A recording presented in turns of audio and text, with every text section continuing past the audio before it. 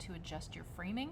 For example, as long as you make sure in your program monitor that this says fit, then you've got a perfect view of what will be shown on the screen when you export your video.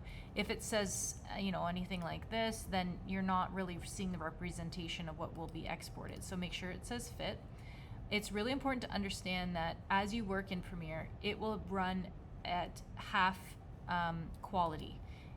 So what that means is when you hit the space bar to play it, it's going to be a rough quality, and you'll notice that as soon as you stop playing, it will get a little bit blurry.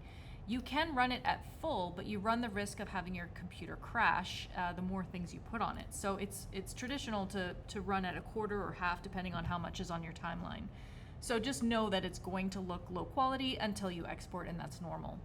So here I've got the bird that fills the frame. Here I've got a tiger that does not fill the frame. It's got lots of extra space around it. It's a very low quality image, so I might actually delete that one.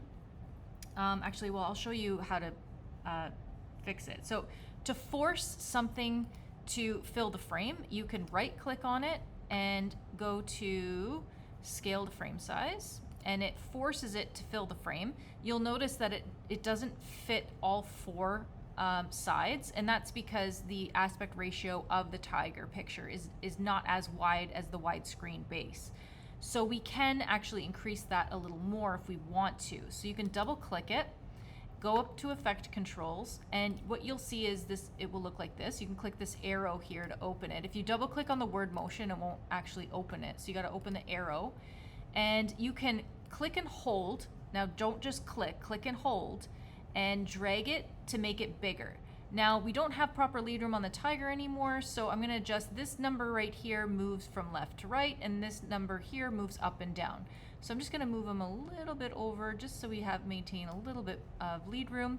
And again, this is bothering me because it's a low quality image and I don't want that. So make sure you're choosing large quality images for your videos. Like this one looks far nicer than this one. So sometimes when you import, it'll do the opposite. It'll be super zoomed in on something.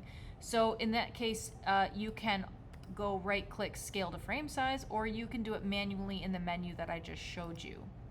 So here you can see that we've got black on either side. So as long as you double click it, it will open up in effects here, and I will do the same thing. I'm going to scale it up, and I'm going to move it a little bit this way and a little bit that way. So I'm happy with that.